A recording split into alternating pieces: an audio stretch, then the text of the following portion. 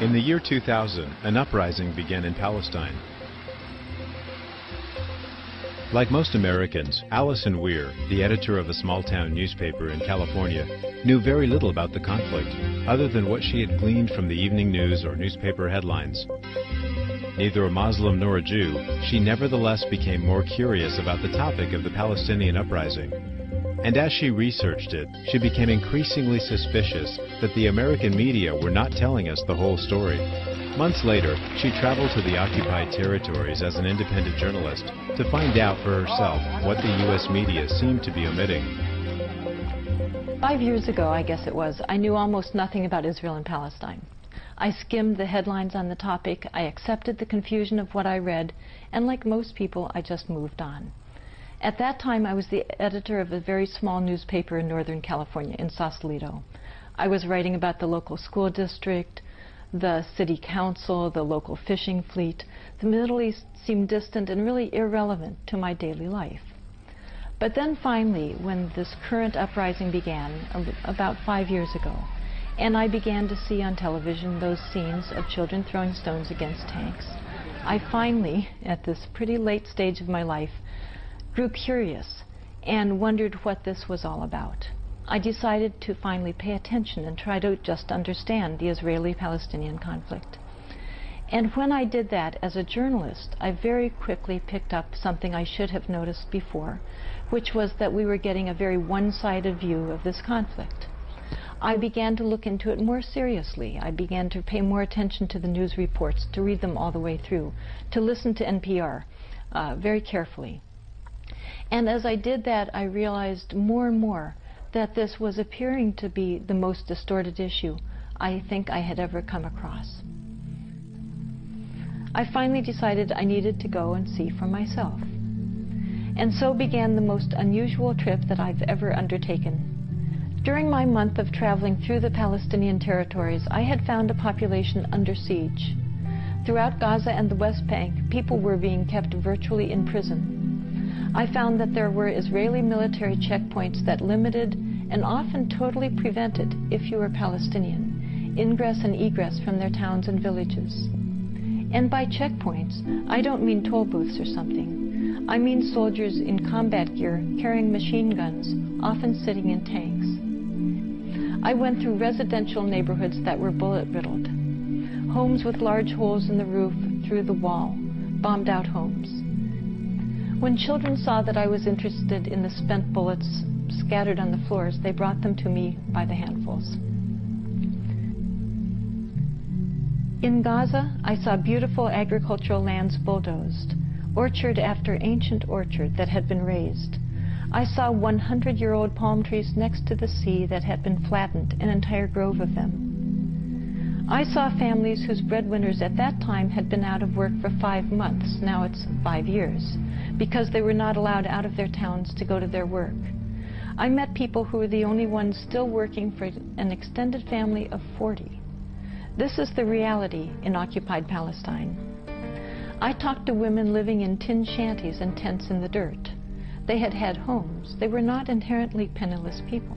One woman had had 2 homes. One was for her son, who had just gotten married. But Israel had wanted their land, so it had bulldozed their homes. Since thousands of children, literally, have been injured by American weapons, they're not hard to find. I saw boys with holes through their stomachs, in their heads, in their backs. I saw a brain-dead 12-year-old. He had dared to throw stones at Uzi-carrying, tank-wielding soldiers. I saw boys who will never walk again. They won't skip, they won't have children, they won't frolic. Their childhoods are finished. This is what I saw in Gaza. And then I visited Ramallah. I visited a newspaper office with sandbags around. Against the bullets, the Israeli military shot at them on occasion. And then I visited Bethlehem, where I saw an infant. I saw a hospitalized baby whose mother had not been able to visit him for months because she was not allowed out of Gaza to visit her sick baby. And this is what I saw in Palestine.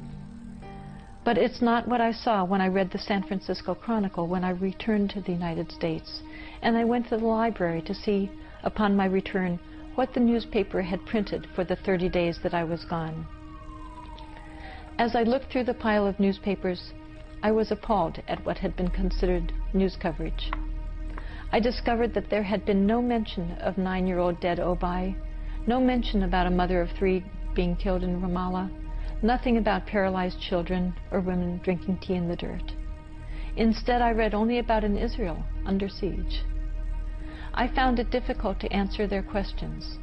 I was tired of telling people that Americans don't know what we're doing, that our newspapers don't tell us. 3 months after returning from Palestine, Alison Weir quit her job and founded If Americans Knew, an organization dedicated to quantifying the ways in which the American media was misinforming the public about the conflict. Ms. Weir explains her group's methodology, analyzes the data, and reports on the key findings. We decided to really look into the news coverage of Israel and Palestine analytically and statistically to really understand what is going on. And we decided to choose clear, objective categories that would be as immune as possible to subjective interpretation. And we decided to look at how deaths were being covered by our media.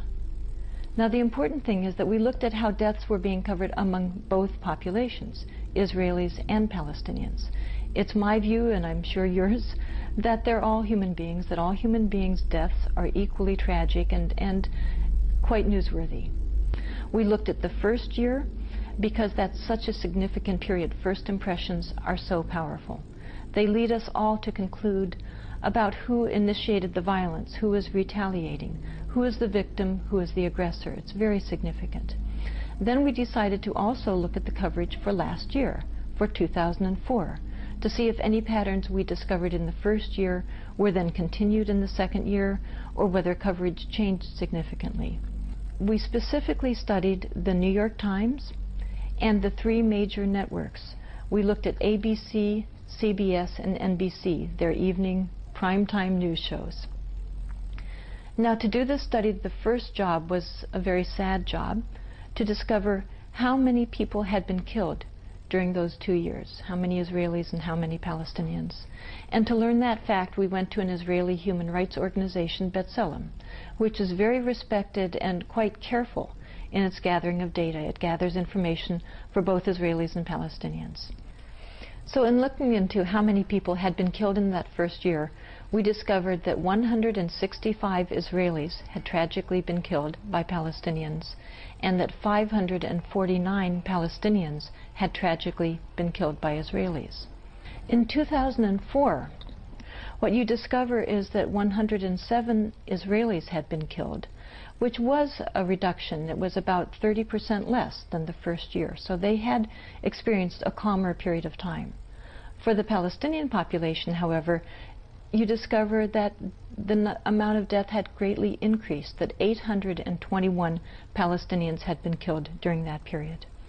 That they were, therefore, Palestinians were being killed last year by a rate of 8-to-1 over Israeli deaths.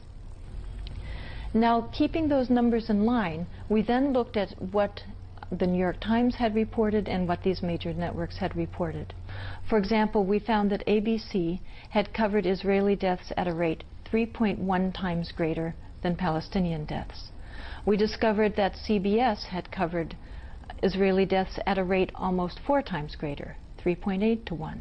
We discovered that NBC covered Israeli deaths at a rate 4 times greater than Palestinian deaths.